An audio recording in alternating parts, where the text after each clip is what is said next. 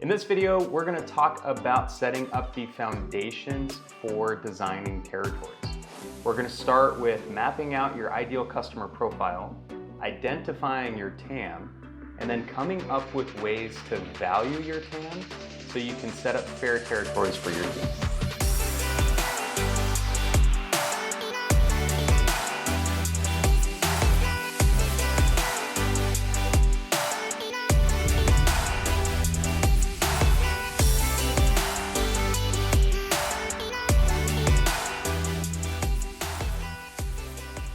Coming up with the value of your total addressable market by account is the most important aspect of creating fair territories in making sure you set up your teams for success. If you set up fair territories, you'll get the absolute most out of the system and giving your sales team an opportunity to be very efficient. If you set up poor territories, it could lead to a lot of unused capacity on the team, and even worse, it could lead to attrition and not getting the most out of the team members that you have. Before we dive in and start, I want to begin with a metaphor. Imagine you have 3 miners, and they're very experienced miners, and you're sending them out to go mine for gold. They're all excited to get their riches and collecting gold and can't wait to get mining. Next to your mining settlement, you see that there's 3 mountains. So you decide, with the 3 miners, I'm gonna assign 1 miner to each mountain to go mine for gold. The first miner comes back and only comes back with a couple nuggets of gold, and you blame it on the miner and say he wasn't mining hard enough. The next miner comes back with a whole wheelbarrow full of gold. And you say, hey, you're doing a really good job. Get back out there and go grab another wheelbarrow. The third miner comes back with an entire trainload of gold. And you promote him and send him to President's Club. Now, it could have been that third miner was really good at mining gold and better than the other 2 miners, but it's more likely than not that there's way more gold in that third mountain. And maybe the best way to set up those gold mining territories wasn't just to assign each miner to one of the mountains, but to figure out how much gold was in each mountain first, and then assign their territories after. This is kind of what designing sales territories can be like. Often you'll start with some arbitrary assignments, assigning somebody to a Northeast or Northwest territory. You assign somebody to a particular industry, and it makes sense on paper and it seems logical, but you haven't really assessed how much value is in that territory and if you're giving each salesperson an equal opportunity to be successful. Okay, so let's go through the process of what it's going to take to value your territories so that way you can set them up to be fair and equitable for the sales team. And we really have it broken down in these 3 steps. So step 1 is going to be identifying your ideal customer profile, or ICP.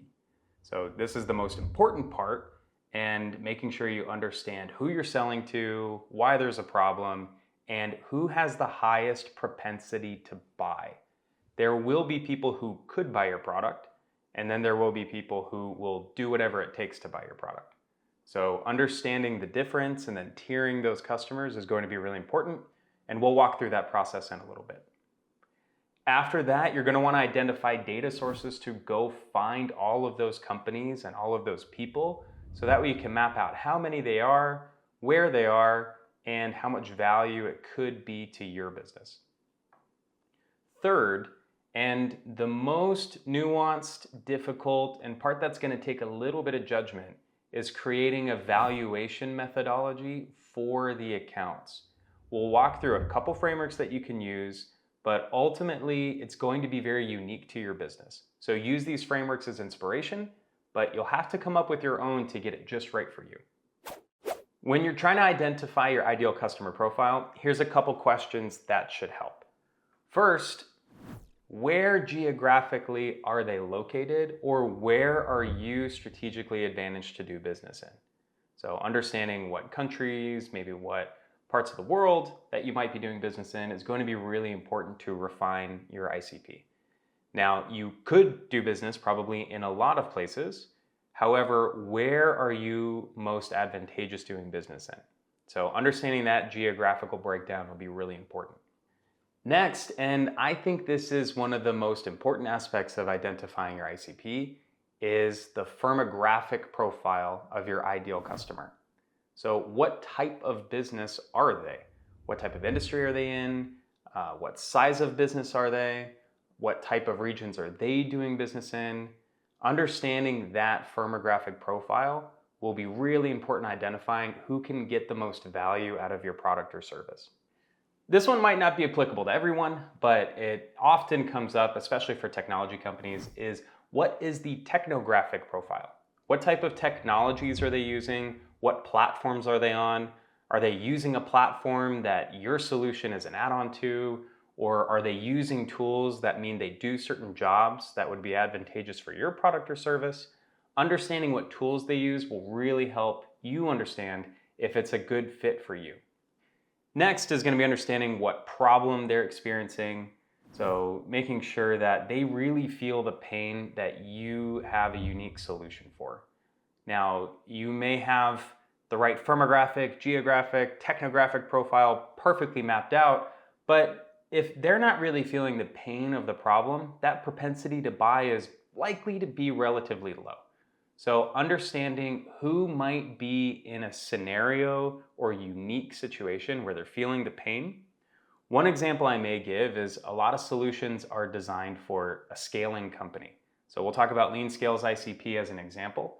And one of the events that could mean that it's a good time for them to buy something is if they've recently raised a round of funding. So they might be in your geography, in your firmographic profile, in your technographic profile, but if they haven't raised money yet, maybe they're not trying to scale as fast as your solution is designed for. So try to identify what problem they're experiencing and if it's going to make them more likely to buy your product or not. The next two are really about the people within the organization and mapping those individuals out. So the first is going to be the sponsors. Who is accountable for the problem that you're solving? They might not be feeling the pain necessarily, but they're responsible for making sure that that problem is solved. The other profile is going to be the champion. This is the person who feels the pain every single day. They may not be the person who can sign the contract or make the deal happen, but they're the person who's going to make enough noise to get the sponsors to take action. We're going to use Lean Scale's ideal customer profile as an example for this exercise, so I can walk through exactly what we're looking for in a good fit customer for us, and hopefully it gives you some inspiration for a good fit customer for you. So here's a couple of the components. The way we like to do it at Lean Scale is to tier it out. So we have tier 1, which is a great fit. This should be a no-brainer, somebody who should really be feeling the pain, they have the sponsorship, they have the champions, and they have everything lined up to be uniquely fit for your solution. Tier 2 is going to be a good fit. They don't have any issues or anything that's completely out of the box for your solution, but they might just not have that high level of urgency or high level of propensity to buy. Tier 3 is going to be a potential fit. It could be a good fit, but there might be some challenges in making sure they get the value that you would want your customer to get out of your solution. So there's going to be some off cases in the potential fit where it might make sense to do it. Maybe they're really feeling the pain in a certain area and we have to make some adjustments, but it's probably not your main audience and an audience that you're going to be marketing to too heavily. The last one is off limits and not a fit. This is probably even more important than identifying your ideal customer profile, is making sure you identify who cannot be a customer. You may have a lot of customers pop up that think they may be a good fit, but it's up to you to understand who's going to get the most value out of your product. These type of customers, if you bring them on, could be a big waste of time and really distract you from bringing your solution in front of people who get the most value out of what you do. Okay, for Lean Scale, I'm just going to run through it. Geographically, we're very, very strong and well positioned in the United States. So that's where we're based. That's where a lot of the companies that we target are based. Most of our team is within the US. So even simple things like mapping out time zone and making sure we have service available for the US is really important. Tier 2 in that geographic segment is Canada. No issues taking on Canadian customers. We have Canadian customers. Typically, the VC/PE environment in Canada is not as strong as in the US. So that's why it's more of a tier 2. They might not have as much propensity to bring us on to help them scale. But there's still plenty of great companies in Canada that are a good fit for what we do. Potential fit is the UK. We've had a couple customers in the UK region.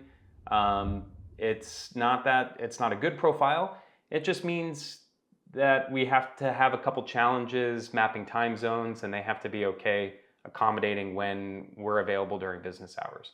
So we can bring customers on in the UK, but it's usually not the best fit, and mainly because of time zone issues. No fit is the rest of the world. It's either a language barrier, culture barrier, or a time zone barrier. So we're not really in market anywhere else outside of these 3 countries. We could in the future, but currently it's not really worth us taking them on, and we know we're not really positioned to add enough value to where it makes sense. We broke out our firmographic profiles into 2, one by stage and one by type. So the first is really the stage and what series they're in. So Lean Scale is designed for scaling companies. You've raised capital, you have initiatives to grow rapidly, you have promises to investors that you need to keep, and layering in revenue operations is going to be really important. So we're looking for anyone who's done an A round, B round, C round. Those are really good fits for what we do because they have a lot of urgency to grow and grow fast. And when you're in that situation, you typically need RevOps. Now, tier 2 fit is going to be Series D or later. We can absolutely help. We have companies in our portfolio that are Series D or later, but the urgency to grow is not as strong, or they're already very mature and probably have lots of processes in place. So we can come in and help, but it's not the perfect fit. A potential fit is going to be a seed stage company. Sometimes a company will raise a very big seed round and they're going to grow as if they did an A round or B round, and they're very aggressive and assertive with their growth goals. And they may also be very experienced and understand the value of RevOps. That's a handful of seed companies. Most seed companies are really trying to find product market fit, where Lean Scale is there to help you scale as you grow. So they may not be interested in layering in RevOps just yet, but some of the mature ones will. So that's why we put in that potential fit. Our off limits and no fit is really going to be any public companies or lifestyle businesses. So a lot of businesses that are not really designed to grow. It may be a small company that's really just living off the profits of a sustainable business. It's not one that's really trying to double their growth, triple their growth, or march towards some type of exit event. It's not really something they would likely want to invest in revenue operations for. Now, in terms of type of business, we focus on B2B technology, mainly software as a service companies. We can work with services. We have worked with marketplaces, but most of our playbooks and where we are just absolute experts at is in that B2B SaaS space. So if we can find companies that are in that space, we know that we're going to add a lot of value. We know it's not going to change our operation. We're already fully suited to take on a customer like that, and they'll get the most value out of what we do. Now, we can explore a little bit, but we do have some off limits. We don't do B2C companies, and we don't work in the non-tech sector. So everything that we have built is really for B2B. And although there are a lot of great, exciting companies in B2C, it's not a company that we feel we can really help. Technographic, this is actually really important to us. So we help companies that are on Salesforce or HubSpot. So we really only have one tier for this one. If you're on Salesforce or HubSpot, you're a great fit. Now, we may open up in the future to get some good fit accounts if you have a different CRM, if you're on Pipedrive or Copper or something like that. Currently, it's not something that we serve. So everything else is really in the off-limit zone.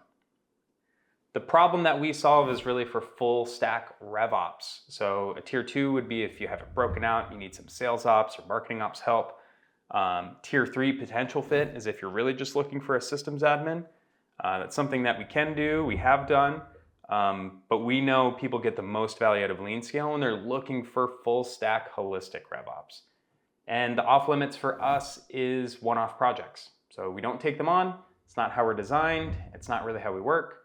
And really understanding what we should be saying no to helps keep us focused and get the most value out of solutions for customers that are a good fit for us. Sponsors, we're usually looking for investors, whether it's a VC or PE firm. So they're the ones usually making the call on getting some RevOps into the company post an investment.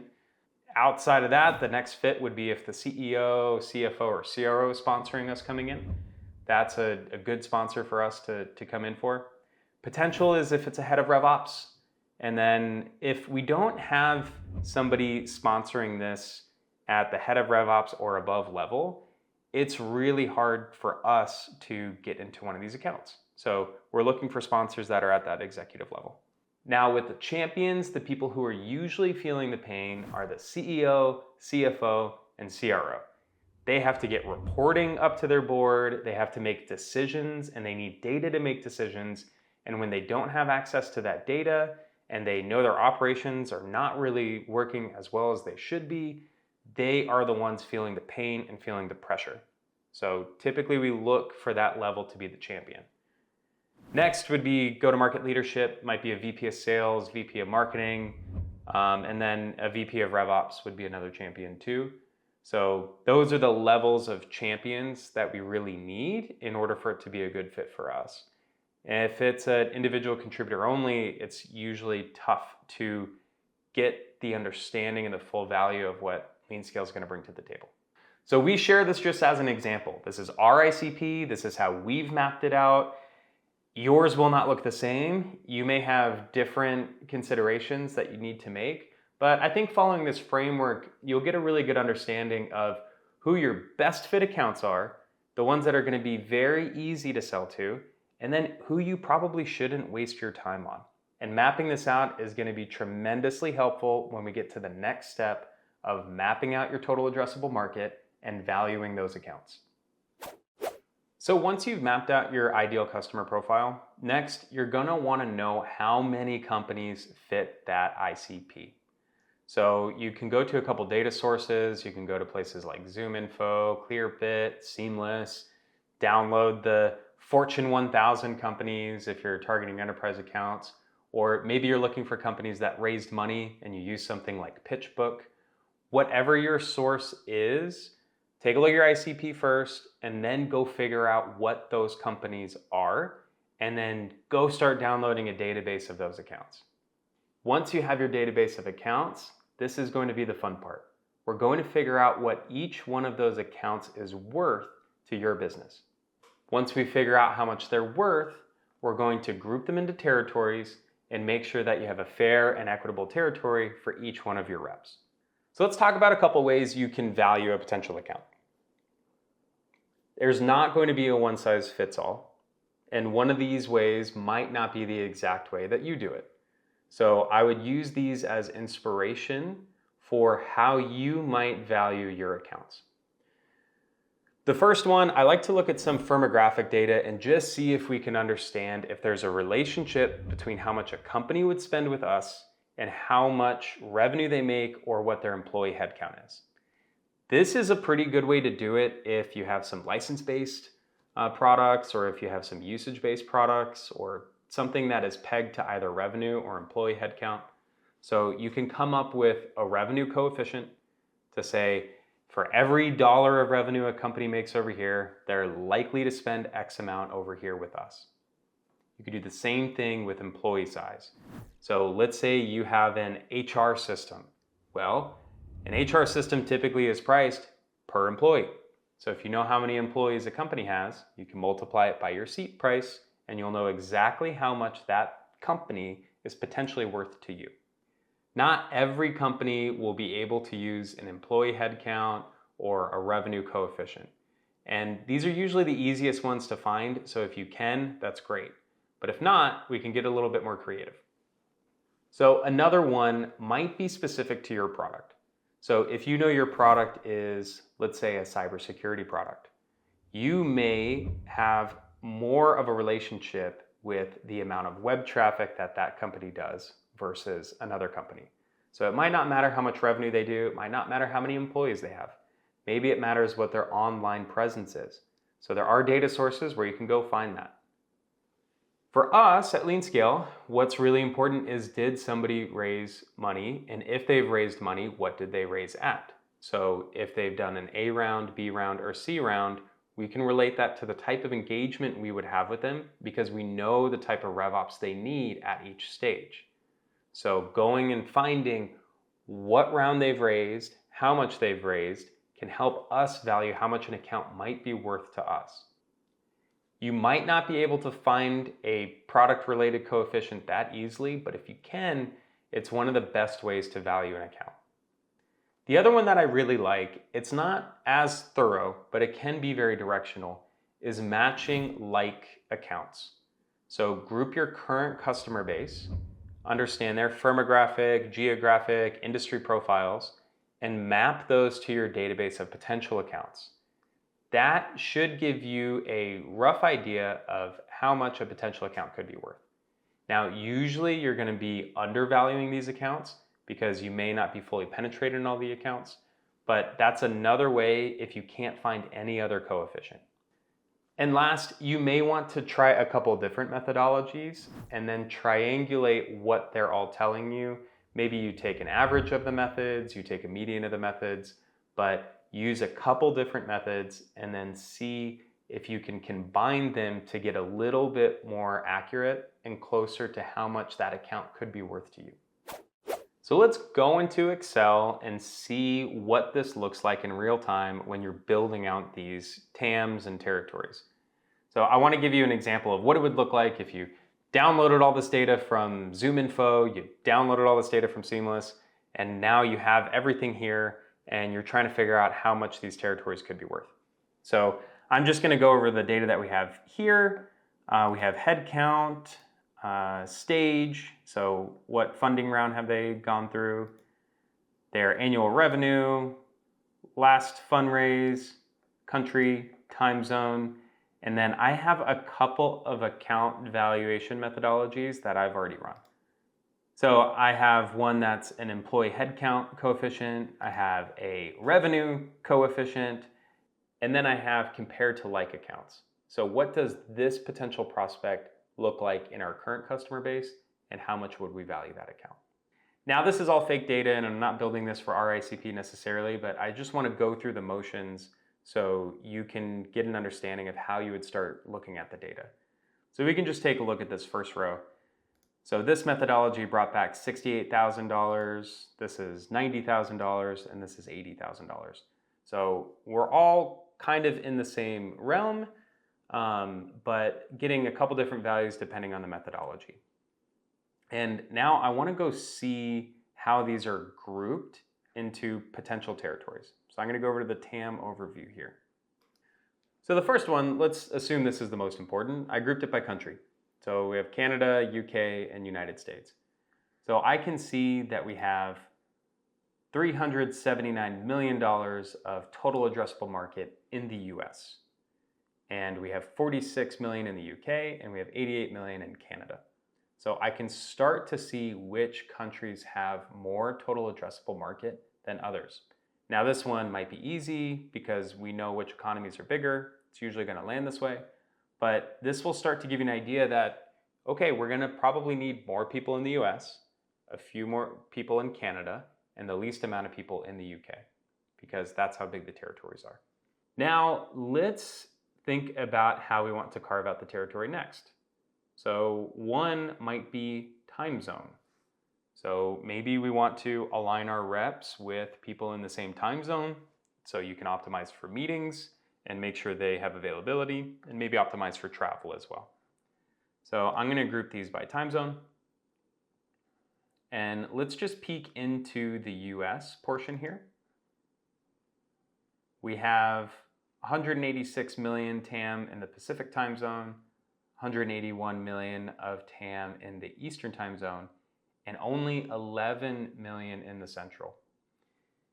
And this is where it can be very dangerous to arbitrarily assign territories without looking at the TAM value. You may say, hey, if I have 3 reps, I want to assign 1 to the East, 1 to the West, and 1 in Central.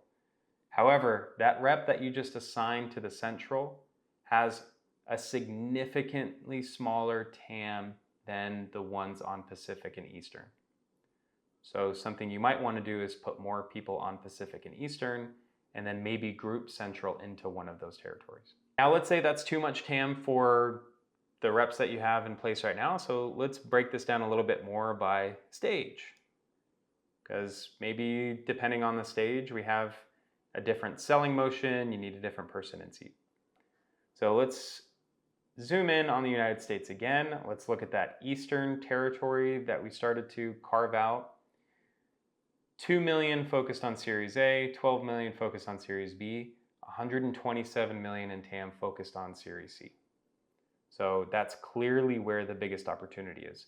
And those Series C companies are going to be more mature than the A and B, probably need a more sophisticated, more experienced rep to manage those type of accounts. So this is just an example of the process where you begin to carve out the territories, you start to see where that total addressable market is, and make sure you're grouping things in a way that makes sense for your team.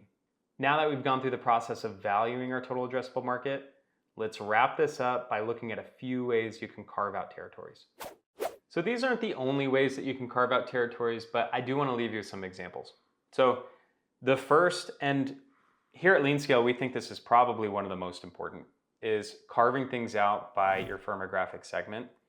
And usually I mean carving it out by size of organization. The bigger an organization is, the more complex an organization is, the more complex the sales cycle is going to be. And you need somebody who has a lot of experience going through that process. So having an enterprise segment versus a small, medium business segment, we think is really important and probably the first place to start when you're carving out territories, because you're going to need completely different people for that role. Everything else you can move people around or you can refine their focus a little bit, but you need somebody with a completely different experience profile. So that's why we usually start with the firmographic segment, but it might not be the most important to you, or maybe you're only in business in one, so you don't need to break it out that way. But if you are serving multiple firmographic segments, start there. Next is going to be geographic by region. So if you are in a scenario where you have to do a lot of travel, you do a lot of on-site visits with your customers, then you probably can get some efficiencies by aligning people to a region that's nearby where they're visiting people. However, something that is becoming more prominent now is splitting territories geographic by time zone. With a lot of people working from home, working remotely, there are a lot less on-sites than there used to be. You may not be meeting your champions or sponsors in their office. You're typically meeting them on Zoom or Teams or Google Meets. So something that becomes more important is that person in my time zone so I have meeting availability for them? After that, you may want to carve out by industry if there are certain nuances of selling into that industry. Sometimes industries like healthcare, government, or financial institutions can have a very different buying cycle than your typical businesses. Next, if you're a multi-product company, is splitting out territories by product. You may have overlay teams where their territory is everything, but they sell a particular product. And you really need that product expertise to bring into the conversation when you're talking to a potential customer. And one last recommendation is just simply having a named account or random assignment. You may have a TAM that is large enough for a small team, and you don't need to carve it out with any other methodologies. You just need to assign them so they can stay focused.